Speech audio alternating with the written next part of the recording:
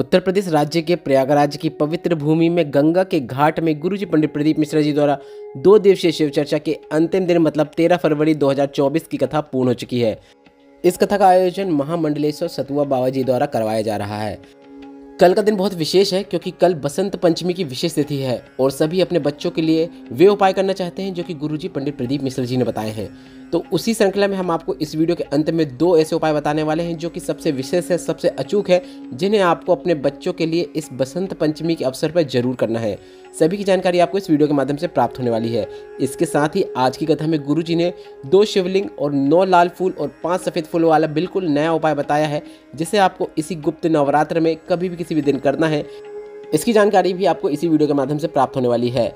आज 13 फरवरी 2 दिवसीय प्रयागराज की शिव चर्चा के अंतिम दिन की कथा में गुरुजी ने कुल 15 उपाय पत्र और उपयोगी जानकारी दी है। सभी की जानकारी हम आपको इस वीडियो के माध्यम से दे देंगे। अगर किन्हीं कारणवश आपने आज की कथा नहीं सुन पाई है तो पूरी कथा का रास्ता तो आपको इस छोटे से वीडियो से प्राप्त होने वाला है। कल के वीडियो में हमने आपसे एक प्रश्न किया था कि प्रयागराज में कितनी नदियों का संगम है, तो इसका सही उत्तर है 3। बढ़ते हैं आज की कथा की पहली विशेष जानकारी की ओर। कथा शुरू होते ही गुरुजी ने कहा, रात को 3 बजे से लगातार बारिश हो रही है और प्रयागराज की कथा गंगा के घाट में हो रही है, जिस कारणवश पंडाल नहीं लगाए गए हैं, पर इतनी अधिक मात्रा में यहाँ पर शिव भक्त रुके हुए हैं। ऐसा दृश्य देखकर आप सभी की भक्ति के लिए दंडवत प्रणाम करने का मन कर रहा है। बढ़ते हैं आज की कथा की दूसरी विशेष जानकारी की ओर। गुरुजी ने कहा, पोलियो की 2 बूंद द्वारा हमारे शरीर को विकलांग होने से बचाया जा सकता है। उसी तरह अगर शिव महापुराण की कथा हमें मिल जाए तो वह हमारे हृदय को, हमारे मनोबल को कमज़ोर नहीं होने देती है, उसे बढ़ाती ही है। बढ़ते हैं आज की कथा की तीसरी विशेष जानकारी की ओर। गुरुजी ने कहा, अगर आपकी संपदा बढ़ती है तो आपके 3 प्रकार के दोस्त बन जाते हैं। पहला है ताली, दूसरा है थाली और तीसरा है प्याली। ताली से तात्पर्य है जो आपकी छोटी छोटी बातों में आपको प्रशंसा करेंगे, आपको बढ़ा चढ़ा के आपको बड़ा बताने की कोशिश करेंगे। थाली से तात्पर्य है वह आपको बार बार होटल में ले जाकर खाना खिलाएंगे और आपको घर से ज़्यादा बाहर खाना खाने के लिए विवश करेंगे। तीसरा है प्याली। प्याली वाले दोस्तों से तात्पर्य ये आपको नशा, शराब, अन्य ऐसी चीज़ों में डाल देंगे जिससे आपका पूरा धन उसमें खत्म हो जाए। बढ़ते हैं आज की कथा की चौथी विशेष जानकारी की ओर। गुरुजी ने कहा, स्वयं महादेव कहते हैं, इस संसार में जो भी जन्म लेता है उसके भरण पोषण की जिम्मेदारी भोलेनाथ की होती है और जन्म लेने वाला व्यक्ति कभी भी अनाथ नहीं हो सकता, क्योंकि उसका पिता स्वयं भोलेनाथ है, देवादिदेव महादेव हैं, क्योंकि वे विश्वनाथ हैं। बढ़ते हैं आज की कथा की 5वीं विशेष जानकारी की ओर। जया सिंह जी गाजीपुर से पत्र लेकर आई, जिसमें उन्होंने लिखा, मेरे बेटे के गले में गांठ हो गई थी, डॉक्टर को दिखाया, जांच हुई, दवाइयाँ खाते रहे, वर्ष निकल गया पर गांठ ठीक नहीं हुई। गांठ बड़ी ही होती चली गई। डॉक्टर ने ऑपरेशन की बोल दिया और कहा गांठ जांच के लिए जाएगी और गांठ साधारण नहीं है। ऑपरेशन के बाद आवाज़ रहेगी या नहीं यह भी नहीं कह सकते और बड़ी बीमारी का अंदेशा लग रहा है। हम घबरा गए। हमने शिवलिंग पर जल चढ़ाकर, बेलपत्र चढ़ाकर बेटे को देना शुरू किया। ऐसा करने से थोड़ा आराम लगा क्योंकि सूजन चली गई पर गांठ खत्म नहीं हुई। इसके बाद हमने सीहोर से रुद्राक्ष बुलाकर सीहोर कोपरेश्वर धाम के रुद्राक्ष का जल शिवलिंग पर चढ़ाकर वह जल भी बेटे को देना शुरू किया। बाबा की कृपा से मेरे बेटे की गांठ पूरी तरीके से ठीक हो गई है। उसी का आभार व्यक्त करने के लिए हम कथा पंडाल में आए हैं। बढ़ते हैं आज की कथा की 6वीं विशेष जानकारी की ओर। आज गुरुजी ने बहुत ही विशेष जानकारी देते हुए कहा, आज हम आप सभी को एक बात बताना चाहेंगे जो हमने पहले कभी नहीं बताई है। जब हम अयोध्या गए थे पर वहाँ पर बहुत बड़े बड़े साधु संत भी पहुँचे थे, तो हमने आशीष से कहा था, इतने बड़े बड़े साधु संत यहाँ पर आए हैं, अपन कहाँ दर्शन कर पाएंगे, अपन को तो LED के माध्यम से ही दर्शन होने वाले हैं, क्योंकि हम बहुत पीछे बैठे हुए थे। इसके बाद हम आपको बताना चाहेंगे कि वहाँ पर हमारा हाथ पकड़कर सतुआ बाबा ने ही हमें उठाकर आगे बैठा दिया और वहाँ भी हमें आगे जहाँ पर बैठाया वहाँ हमारे पास में ही मोरारी बापू जी बैठे थे, जो कि बहुत बड़े संत हैं और इतने बड़े संत ने हमें अयोध्या के मंदिर के अंदर ले जाकर रामलला के दर्शन करा दिए। ऐसा दुर्लभ दर्शन पाकर हम धन्य हो गए। रामलला ने चाहा तभी हमें उनके दर्शन प्राप्त हुए। ऐसा हमारा अनुभव हमने आज आपके साथ साझा कर दिया है। आज गुरुजी ने कितनी सरलता से अयोध्या की इस घटना को आप सभी को बताया है। आपको गुरुजी का अनुभव, गुरुजी की बात सुनकर कैसा अनुभव हुआ है, वह आप अपने कमेंट बॉक्स के जरिए अपनी राय हमारे साथ जरूर साझा कीजिएगा। बढ़ते हैं आज की कथा की 7वीं विशेष जानकारी की ओर। गुरुजी ने कहा, वेद व्यास जी के अनुसार शिव महापुराण कथा सुनने का एक नियम है कि आपको एक समय फलहार करना है और शिव महापुराण कथा को सुनना है। पर गुरुजी ने कहा, हम आपसे यह कहना चाहेंगे, आप एक समय फलहार कीजिए और दूसरे समय फलीहार कीजिए। अब फलीहार से मतलब क्या होता है, साबूदाने की खिचड़ी, आलू का हलवा, पापड़ आदि आदि जो भी आप खा सकते हैं। और अगर आप ऐसा भी नहीं कर सकते हैं तो आप दोनों टाइम भोजन कर सकते हैं, पर आपको शिव महापुराण कथा को जरूर सुनना चाहिए, क्योंकि जब हमारी इंद्रियां ही सही नहीं रहेंगी, शरीर में हिम्मत नहीं रहेगी, तो हम कैसे कथा का श्रवण कर पाएंगे। बढ़ते हैं आज की कथा की 8वीं विशेष जानकारी की ओर। अंकिता केसरवानी जी पत्र लिख रहे हैं, जिसमें उन्होंने लिखा, आपने जो गुप्त नवरात्र के शिव पूजन का वर्णन किया था वह हमने किया। संतान का सुख नहीं था, सफ़ेद आंकड़े की जड़ का प्रयोग किया, पशुपतिनाथ व्रत किया। बाबा की कृपा का वर्णन करना चाहती हूँ। मैंने 2 बच्चों को जन्म दिया है, पर गर्भ में जब 2 बच्चे थे, जितने बार भी सोनोग्राफी कराई थी तो डॉक्टर ने हर बार एक बच्चे को सही नहीं बताया था, उसकी धड़कन नहीं है ऐसा बताया था, पर अंत में मैंने दोनों बच्चों को स्वस्थ जन्म दिया है। उसी का आभार व्यक्त करने के लिए हम कथा पंडाल में आए हैं। बढ़ते हैं आज की कथा की 9वीं विशेष जानकारी की ओर। रश्मि मिश्रा जी कानपुर से पत्र लिख रहे हैं, जिसमें लिखा, मेरे पेट में अक्सर दर्द रहता था, जिस पर मैंने ध्यान नहीं दिया।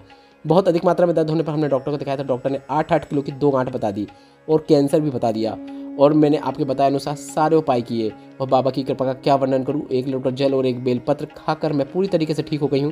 उसी का आभार व्यक्त करने के लिए हम कथा पंडाल में आए हैं। बढ़ते हैं आज की कथा की 10वीं विशेष जानकारी की ओर। गुरुजी ने कहा, आज तक हमने आपको कभी भी नहीं कहा है कि कहीं दूर जाकर आपको जल अर्पित करना चाहिए या फिर किसी तीर्थ में जाकर आपको जल अर्पित करना चाहिए।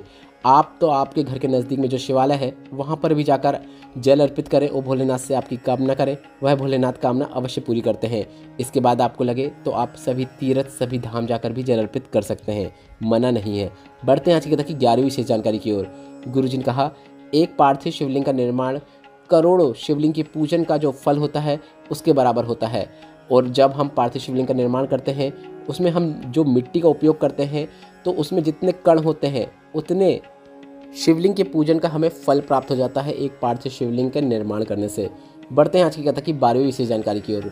गुरुजी ने विशेष जानकारी देते हुए कहा, गंगा के घाट में या कोई नदी के घाट में जब हम पार्थिव शिवलिंग का निर्माण करते हैं तो हमें ज्ञात नहीं होता है कि जलाधारी को किस ओर रखें, क्योंकि हमें दिशा का ज्ञात नहीं हो पाता कि कौन सी दिशा कहाँ पर है। इस पर गुरुजी ने कहा, आपको तो महादेव से कह देना है कि मुझे दिशा का ज्ञान नहीं है, आप मेरे पिता हैं, मैं आपका यह पार्थिव शिवलिंग इस दिशा पे, जो भी दिशा पे आप अर्पित कर रहे हैं उस दिशा पे रखकर पूजन कर रही हूँ और इस पूजन को आपको स्वीकार करना होगा।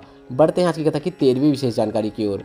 सुजावन महादेव का वर्णन करते हुए गुरुजी ने बताया, सुजावन महादेव एक ऐसा मंदिर है जहाँ पर महादेव के साथ माता पार्वती नहीं है। यहाँ पर महादेव के साथ आपको यमुना जी देखने को मिलेगी और यम द्वितीया के दिन लोग इस मंदिर के दर्शन करने जाते हैं। और यह मंदिर प्रयागराज की धरा में थोड़ी दूर में है। और जो यमुना का स्नान करने के बाद 1 लोटा जल सुजावन महादेव को अर्पित कर देता है, उस पर यम की त्रासदी नहीं भुगतना पड़ता है। बढ़ते हैं आज की कथा की 14वीं विशेष जानकारी की ओर। 9 फूल और 5 सफ़ेद फूल वाला गुप्त नवरात्र का बिल्कुल नए उपाय की जानकारी देते हुए गुरुजी ने कहा, किसी भी मनोकामना पूर्ति के लिए आपको एक विशेष उपाय करना है। श्रृंगी बाबा ने वर्णन किया है, अगर हमारे घर में शिवलिंग है आप उसमें उपाय कर सकते हैं, या फिर आप अपने घर के बगीचे की मिट्टी का उपयोग करते हुए भी यह विशेष उपाय कर सकते हैं। आपको 2 शिवलिंग का निर्माण करना है।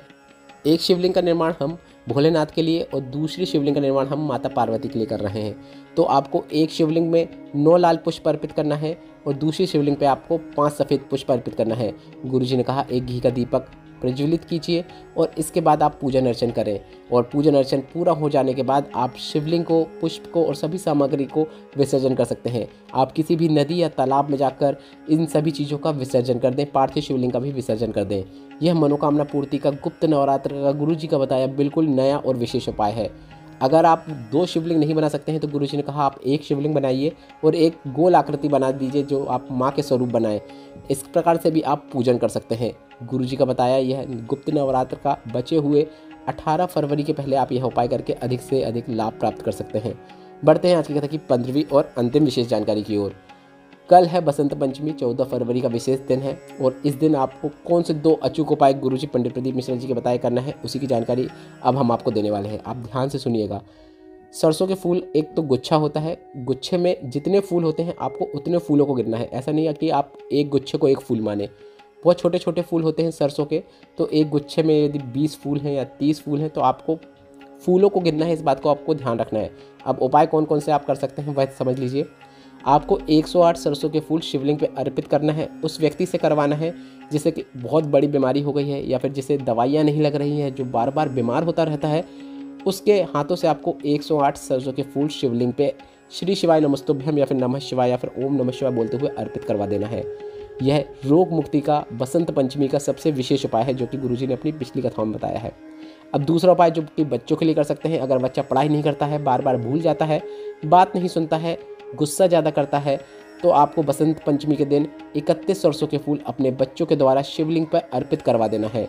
बच्चा पढ़ाई में अव्वल निकल जाता है, उसे बोलने की भी जरूरत नहीं पड़ेगी, वह स्वयं पढ़ाई करने बैठ जाता है। यह विशेष उपाय आप 14 फरवरी मतलब कल बसंत पंचमी के अवसर पर सुबह दोपहर शाम कभी भी कर सकते हैं। इस वीडियो में बताया गया उपायों से संबंधित अगर अभी भी आपके मन में कोई प्रश्न है तो ये प्रश्न आप कमेंट बॉक्स के जरिए पूछ सकते हैं। मेरे द्वारा दी गई जानकारी अगर आपको थोड़ी सी भी उपयोगी लगी हो, आज की कथा से आपको आनंद की प्राप्ति हुई हो, तो इस वीडियो को लाइक करके कमेंट बॉक्स में हर हर महादेव जरूर टाइप कीजिएगा। श्री शिवाय नमस्तुभ्यम। हर हर महादेव।